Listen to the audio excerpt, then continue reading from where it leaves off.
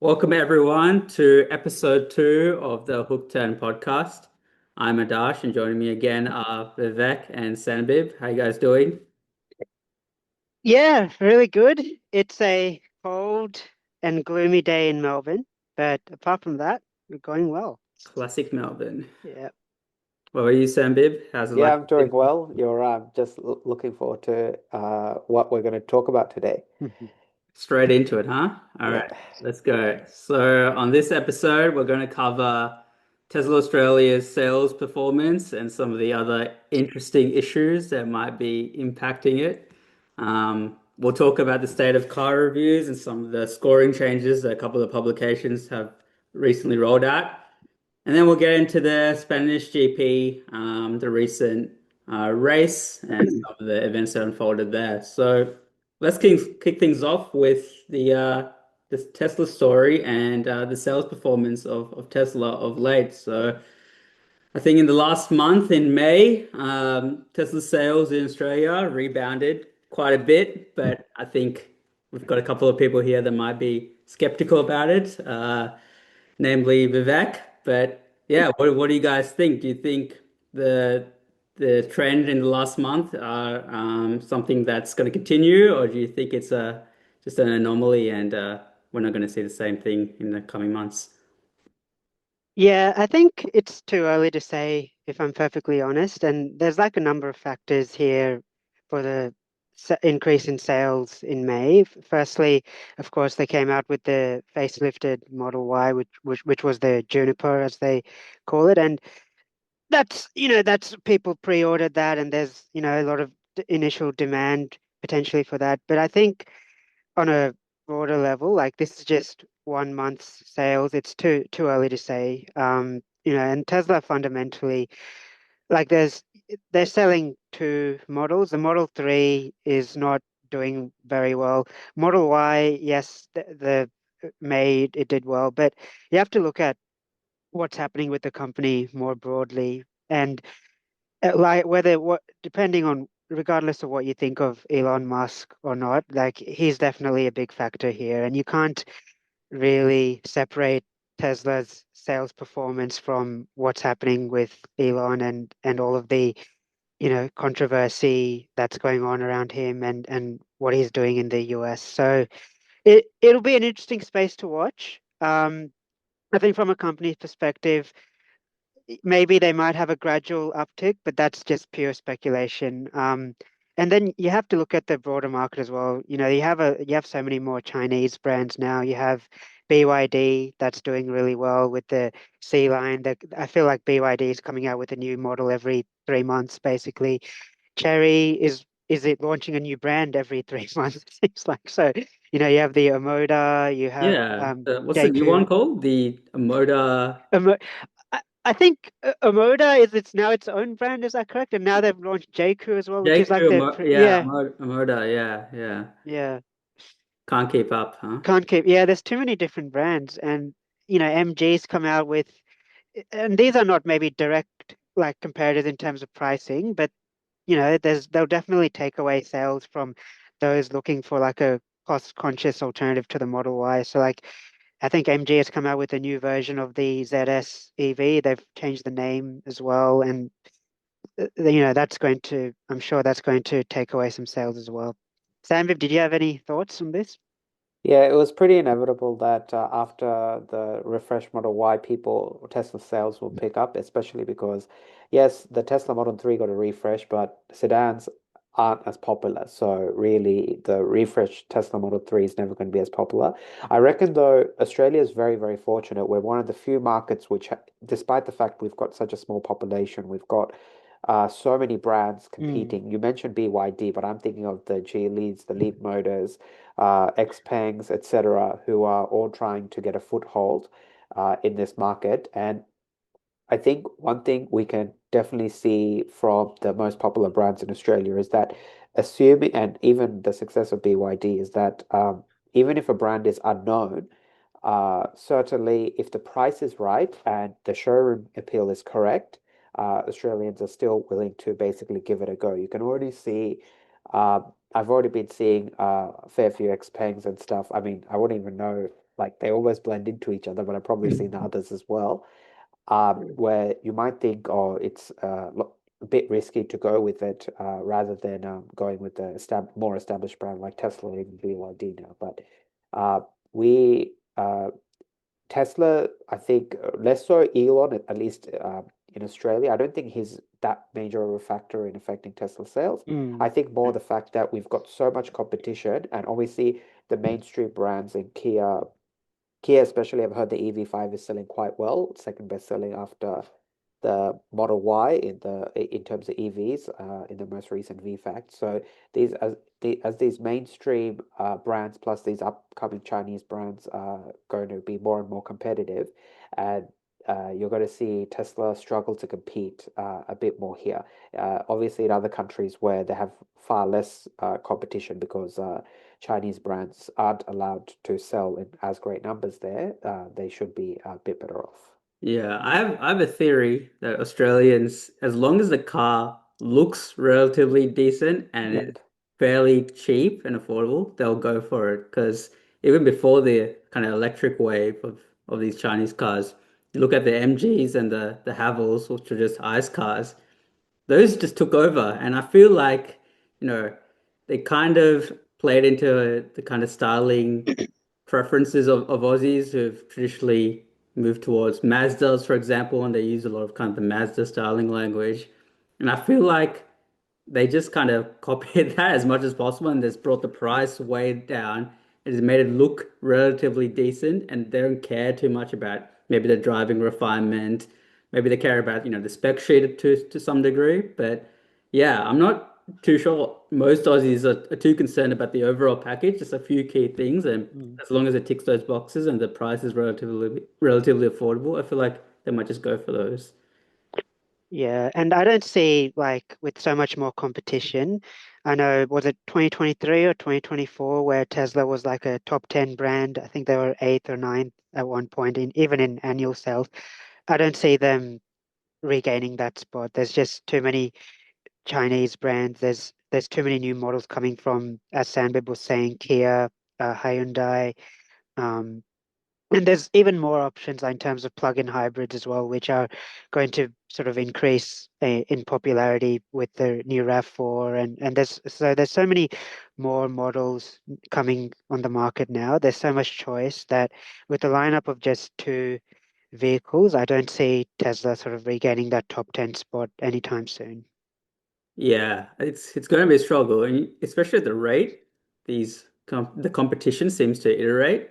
I think the MG4 already has a replacement in the works or Yep. in the build. Yeah, I think in China, yeah, Yeah, it's been like 3 years since it yeah. came out, and it takes Tesla. The Tesla's still basically on the original Model S, right? They've made a few major updates, but it's essentially Mm, the same car, right? That they came out mm, with.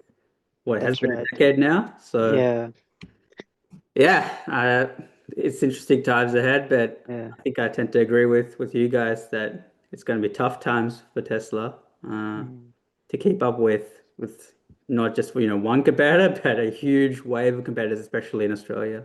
Yeah, yeah. you just mentioned that the Chinese brands are constantly improving. Like the gap between the Model Y first release and Juniper was like a number of years, whereas within that same time period, a Chinese car company can launch a new model, have the facelift done already Mm. within that same period. It's they iterate very, very rapidly. Um, yeah, it's pretty impressive in that sense as well. Yeah. Having said that, I think one of our podcast members has recently welcomed a Tesla into their family, so would love to know about that experience. Do you want That's to tell us right. about it? Yeah, that's right. So my dad actually bought the launch series Model Y Juniper, which is yeah, it's quite interesting actually. Like, you know, it looked a I thought initially it looked a bit odd in the photos, but you see it in person, it does look really good. I think it's a noticeable step up from the pre-facelift model in terms of the design. Tesla has a little bit more of a defined sort of design language now. It doesn't, especially with the Model Y, it doesn't, and it's taken a little bit of that Cybertruck inspiration, especially around that front end with the light bar, and then at the rear, it's sort of like that standard light RoboCop style light bar as well. But it doesn't look like a stretched Model 3 anymore. It looks like its own thing. Amazing performance on the when you're driving it. I think I've recently discovered that my dad is a bit of a hoon because of how Wow. good the acceleration Who would is. have thought, huh? Who would have thought? Yeah.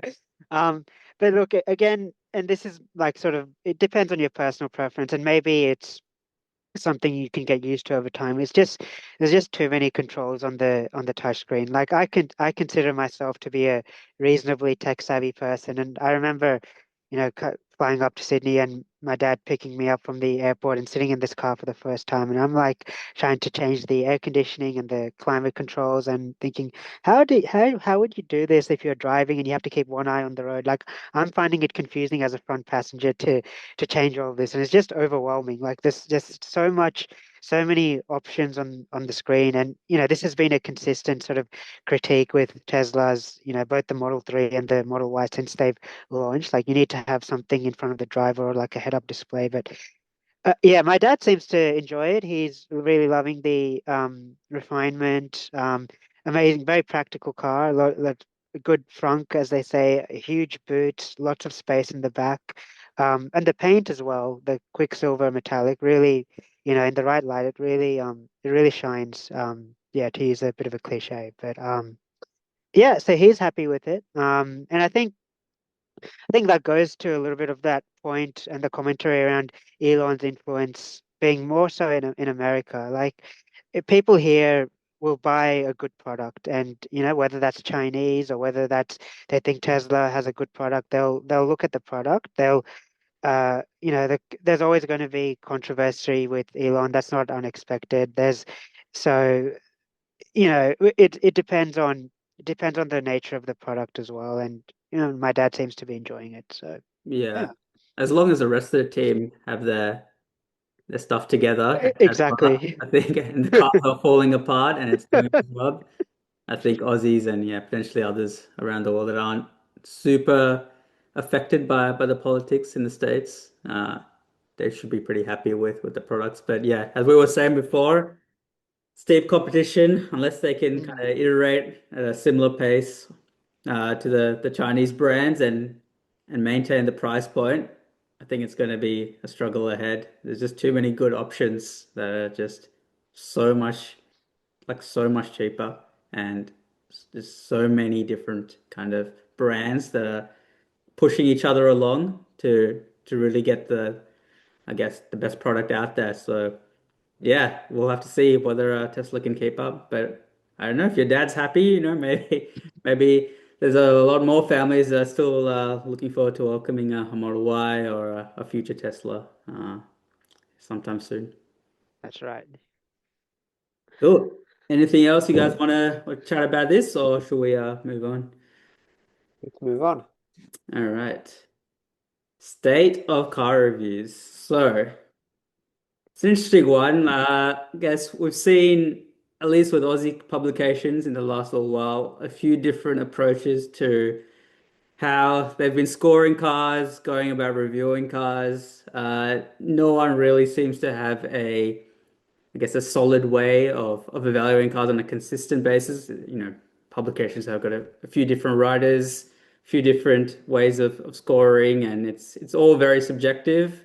There was a Reddit thread recently around one publication where basically all the scores for cars were basically between 7 and 7.5, or 7.5 and 8, and they were all just kind of pretty much the same. Everything was good or great, which makes it quite difficult for the average consumer to really understand whether product is good or right for them. So it's a bit confusing, and a couple have rolled out some changes, moving away from a scoring system that's numerical and more towards saying whether something's average or good. There's some that are rating cars based on a grade scale from A to F, but it's all a bit of a mess and kind of confusing for the average punter. So yeah, I'm not sure what the solution is, but yeah, what do you guys think about kind of what's going on at the moment?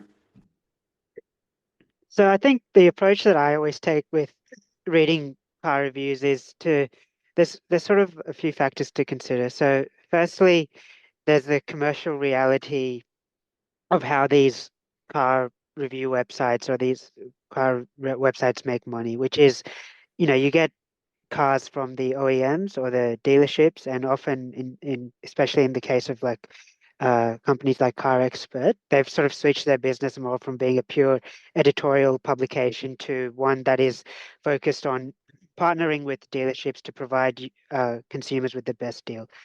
What that means for the reviews is that if you start reviewing a brand or a model really badly, then there's going to be less chance that the next that the car company or the dealership is going to provide you with a future car for review. So that's always a consideration. It doesn't just apply to Car Expert, to a lesser degree applies to, Drive, Cars Guide, all of these companies that sort of rely on those having good relationships with OEMs to get review cars. So you always take that as a grain of salt when you're looking into the scores. What that means is that my approach is look at the substantive review, look at the positives and the negatives that have actually been written out in a qualitative way. So look at the actual comments.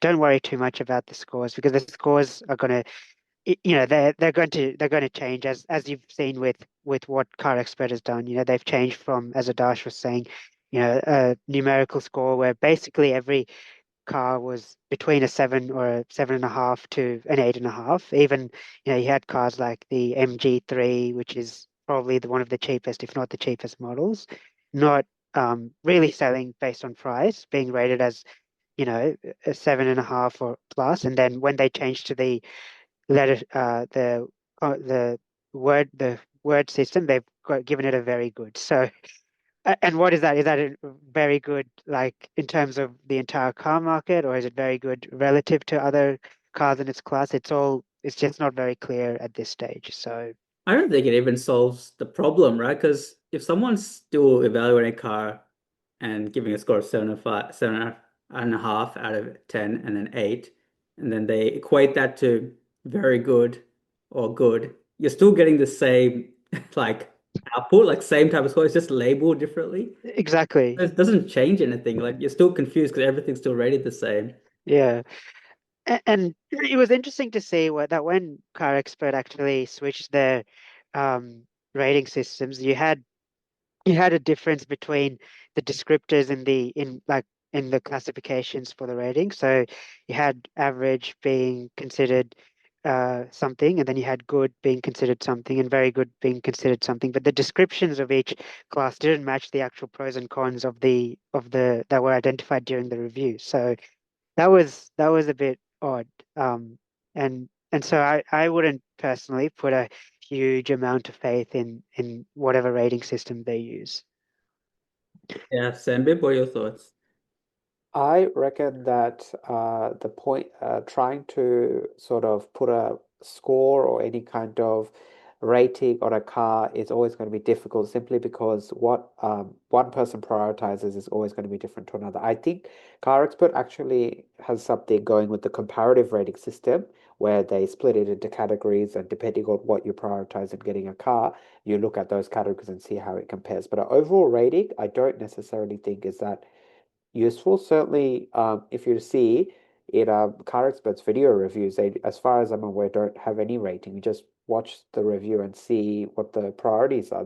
He makes a summary at the end saying these were the good things, these were the bad things. Make up your mind. Mm. So I don't necessarily think that yeah, having a rating system is that useful. If there was a rating system, the one that CarWow has is not too bad, where they basically are like practical. Should you avoid the car, consider the car, shortlist the car, or buy the car? Mm. Like, it's not really a rating as such, but more like, okay, telling you that if you're in the category for this, which cars should you like practically consider buying? But certainly a number is pointless. Any kind of grade, etc., is pointless. The average, etc., as we're seeing, what I mean, the average car nowadays is good. There's almost no car that is so bad that you would be like, do not buy this car. So, like, and that's why you already see with Car Expert, nearly everything is a very good. I think to get to an average, you need to go to a Mitsubishi ASX, which is like 20 years old at this point, right? So, the reality is that all cars nowadays are more or less good. It's like, what's your priority? Do you prioritize just having the cheapest car for the best price? Do you prioritize the driving experience? And depending on what you prioritize, you're always going to have a different final rating for a car. Yeah. So as I said, I think that they should just go do away with it. I certainly, when I read a review, don't look at the ratings because it's pointless to me. I just read the text. And again, the video reviews don't have any numerical ratings. And as I said, if they're going to do a rating system, something practical like CarWow's one, where it's just four categories and very easy to understand, Yeah. is I think the future. I was going to mention Carwow as well, but I think Matt from Carwow does a good job as to what rating he provides as well. Like he's not afraid to kind of Mm. say to avoid a car or to say it's a must buy if it's the best in the category. So I still think it's up to the reviewer to some extent. Doesn't matter what the scale is. They just need to be honest and just give the truth and not kind of be influenced by other forces as much as possible. But yeah, I agree. The comparative rating is pretty useful. Like looking at the one at Car Expert, the different categories here, price, warranty, um, fuel efficiency, all these different kind of factors. Some people weight it a little bit more than some other people, and other people prefer, for example, another factor that might be more important to them. So I agree. One score doesn't fit for everyone. It depends on what you kind of prioritize most in a car. So being able to see that comparison always makes a lot of sense, I think. And I would also say, just to add to what Adash is saying, even with the comparative ratings, just make sure you have a second source to back up what they're actually saying. Because, when we were having a look at the new rating system, including the comparative rating from Car Expert, like they got quite a few figures wrong especially with the EVs. They're looking at them in terms of fuel consumption, which doesn't make sense for an EV. It's more about range, and then you miss out on not having information around what's other important data like the DC charging speed or the AC charging speed. So always cross-check with the actual vehicle specifications, and you can find that either at Redbook, which I always use as a second source, or you go on the manufacturer's website and you download the specifications sheet or the brochure and just get it straight from the horse's mouth. That's always my sort of second and third options when researching a car. Yeah, definitely have a backup source. I think putting all your eggs in one basket is never a good thing, no matter how much you love a certain publication or a certain reviewer. I do like so this is Car Source's one here. Yeah. I do kind of like how they've got some feedback going from people, so you can kind of say, whether something's too low, just right, or too high.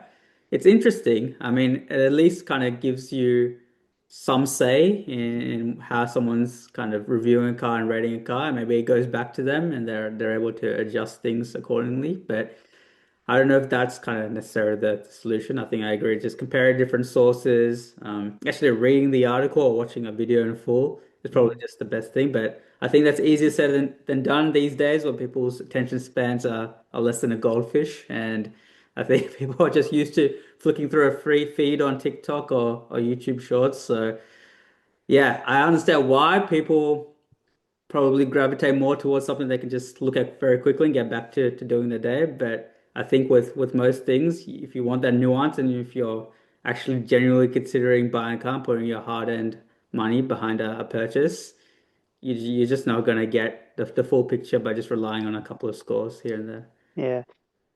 And to Sam's point earlier as well about, it depends on what you prioritize as well. And so best solution is always to do a test drive before you actually make a huge purchase decision, because a lot of these reviews, especially with the scores, sometimes it's an average or it's not clear how they're calculating it and they're balancing different factors. But especially with the newer cars, you have issues with some of the active safety systems, especially in the some of the latest Hyundai and Kia products, and even with some of the Chinese cars, you can have issues with like the speed alert system or the lane keeping assist system, and that can be very, very irritating to the extent that the rest of the car might be good and it might be getting a higher numerical score because it's really good in the other things. But if that system is so irritating, it might not be reflected in the scores. It might be, and you might notice that only during a test drive, and that might offset all of the other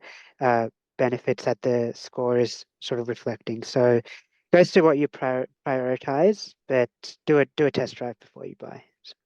Yeah, I have noticed actually. So sometimes reviewers will neglect to mention certain things about a car because maybe they've tried a lot of the manufacturer's other cars, so they don't feel it's worth pointing out. But I think for the average user when or consumer, when you go and test drive a car, look at a car, you don't really have that knowledge or that background where something that might stand out, like the safety systems, let's say in a Hyundai, for example, and how aggressive or non aggressive they are. You just might not be used to that. It might not be called down the review because the reviewers just like it's something that's always, present in Hyundais. And I've noticed that it's not just with cars, with other products as well. Like unless you try it out, there's always little things here and there that just aren't picked up because, either the reviewer doesn't think it's worth mentioning, or yeah, it's just an oversight because it's not as important to them, but it might be important to you. So I think you always need to be looking at what's important to you and making sure you use the knowledge that you've got from reviews as well as your own experience as well. And Sanford, you rented a Hyundai recently on your trip to Adelaide, right? Which had quite an annoying driver alert or speed assistance alert system. Yeah, agreed. You're right. Every single time I had to turn it off when getting in the car, because as far as I can tell, there's no way to permanently turn it off. Like, even if you turn it off for one drive, the minute you started the car again, it'll start again. And that basically told me I'll never get this car. Everything else about the car was fine, but the fact that every single time I had to start the car to turn off two safety settings, just to make sure that they didn't irritate me, uh, was like enough to be like, yeah, this isn't the car for me. I don't even understand the purpose of these speed limit warnings because most modern day cars, you have Waze and Google Maps where, the icon turns red if you go above the speed limit, but at least it doesn't make a noise. So you kind of know, yes, I'm going above the speed limit, but it's not certainly not irritating you in that same way. Um, so yeah, I've heard the newer Hyundais and stuff, they have a shortcut to turn off at one go, but even then it just wouldn't be worth it. I think the Japanese and the German cars brands have it the best tuned. I've never been in a Chinese car, but I've heard they're pretty annoying as well. But I think the Japanese and the German car brands have got it right where they just sort of have the safety features, but in the background, not actively irritating you.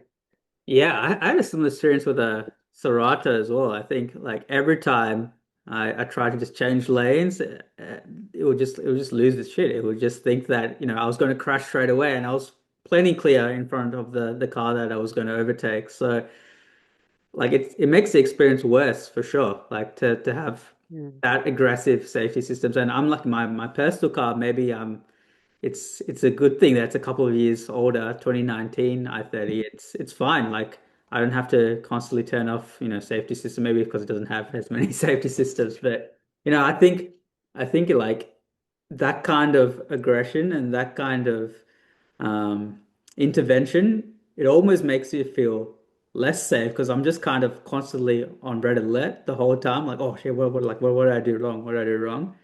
So they really need to kind of work on tuning that. But yeah.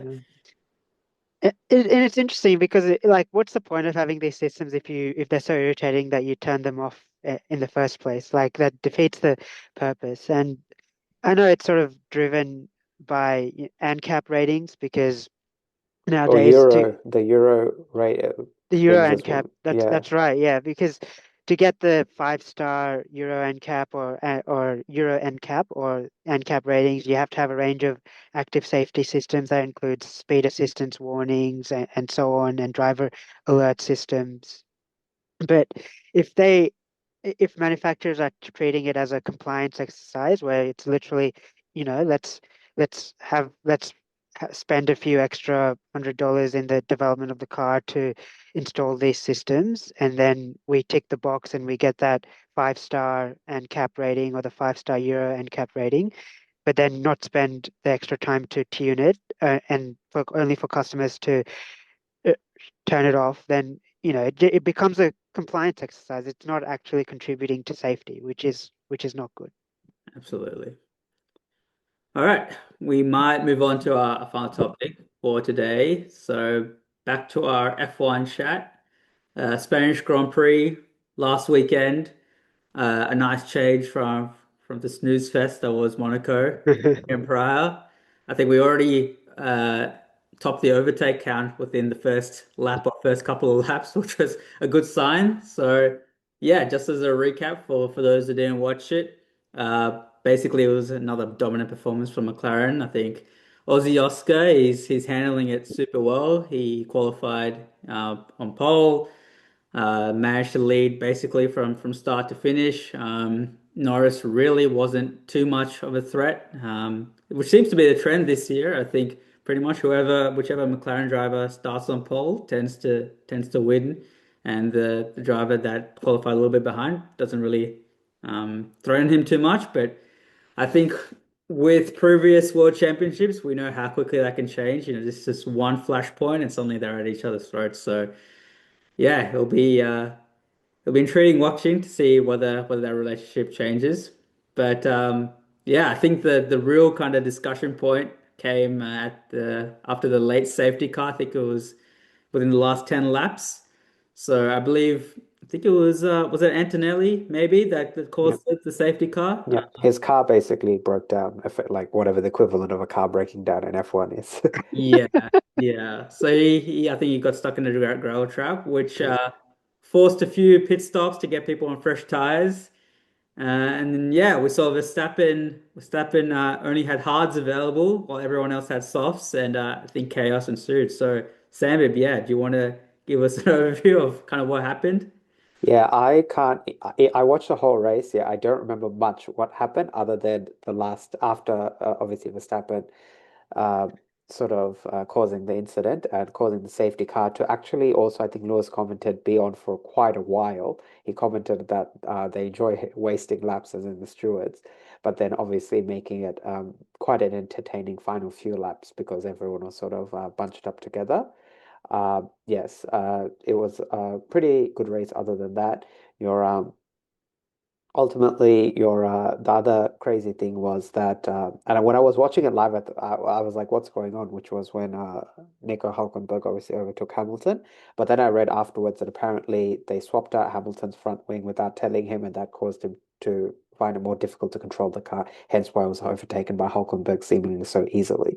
Other than that, yeah, the the we already know what an aggressive driver Max Verstappen is. I don't know how deliberately he crashed. It seems a bit counterproductive to crash into, especially in F1 where you're also compromising your own race. But even though, as it turned out, I believe he shouldn't have given up the position. So the original call for him to give up the position was wrong, but then okay, he obviously should have listened to it at the time because that was what the best knowledge was. But then he caused even bigger problems for himself.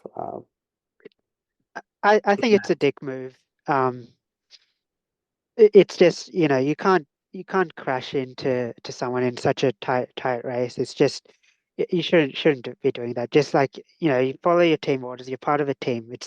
F1 is still a team sport. Like, yes, there's a lot of personal glory and so on, but don't just follow team orders. And you're ultimately, as Sam was saying, you're ultimately going to hurt yourself if you deliberately try to take somebody else out with your own car.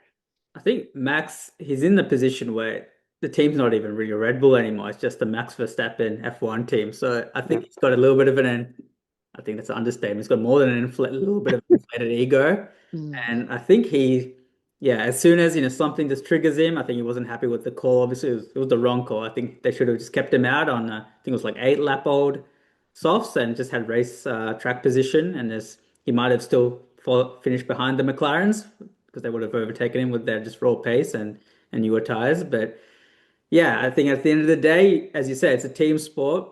He should have kept his cool, and definitely the fact I think that he's not the best of friends with George Russell probably kind of prompted him to just veer and basically try and take him off or just give him a bit of a love tap. But yeah, at the end of the day, he's cost his team points.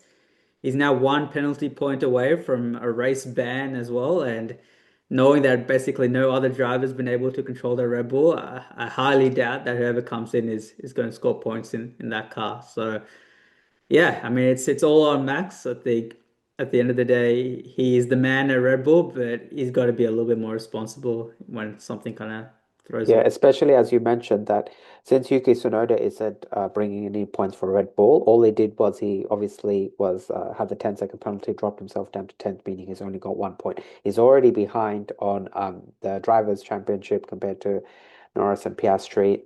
They're not even in, like, given he's the only one that's scoring points in the constructors for Red Bull. Obviously, struggling to compete with both McLaren and even Ferrari. Even though Ferrari's got their own problems, still at least they've got two drivers who could consistently score points on the weekend, unlike with Red Bull, where they basically only got one driver. Yeah, it's an absolute myth, that car. I think, regardless of who they've put in it. So, how many drivers has it been? They had Albon, they had Gasly, Perez worked for a couple of years when the car was just so dominant that even if he wasn't as quick as Verstappen, he would still finish second. And then he obviously struggled. Then you had Lawson for a couple of races, Sonoda. It's just ridiculous. I think they just cannot get that car working for anyone that's not named Max Verstappen. So, Yeah, it actually shows now in hindsight, Perez was actually doing okay because he like with oh, the car his because reputation skyrocketed yeah, since yeah, exactly. Because not we were like, driving. oh, surely any driver can do better than him, but no, it turns out no, that's actually not the truth. It is really hard to drive for anyone. I think that's why the rumors are that when Cadillac join next year, he could be a driver for them, potentially return to F1. So because they're like, actually, maybe he wasn't that bad, and maybe the Red Bull car is basically impossible to for someone to drive other than Max Verstappen. Yeah. What do you think of poor Isaac Hadjar? Do you think he's gonna be unfortunately promoted to that Red Bull and suffer worse performances than in the Racing Bull? It's unlikely because unless if Yuki Tsunoda continues to qualify dead last, they probably don't want to be seen as to be they've already done one driver change. So like yeah, obviously if Yuki Tsunoda continues to perform that poorly where he's out of the first qualifying round every single um, race weekend, then maybe. But Yeah. if he can at least pull it to the top 10, I reckon no. But then for 2026, he'll have to have some serious thoughts. Yeah, definitely. I think, yeah, as you alluded to as well, Hamilton had his struggles during the race, getting overtaken by a Sauber or a Kick Sauber, whatever they want to be called before they turn into Audi is probably the nail in the coffin for that weekend. I think Hamilton called it probably one of the worst weekends of his career. But yeah, I don't know. Do you think he can kind of recover from that? Do you think he's kind of coming towards the end and He was actually doing okay up till the end. I think, as I said, the wing replacement was the one. He was holding off. I think it was Kimi Antonelli that was behind him most of the. There was a point where he thought he'd overtake him. Antonelli would overtake Hamilton, but in the end, he managed to maintain, the thing. So yes, he's not what he used to be, but like the reality is that we already see not even Verstappen can compete with Piastri and Norris in the McLaren car. Yeah, His benchmark is Charles Leclerc, who he should try and be getting close to, but really it's not like he could be doing better, but he also could be doing much worse, yeah. basically.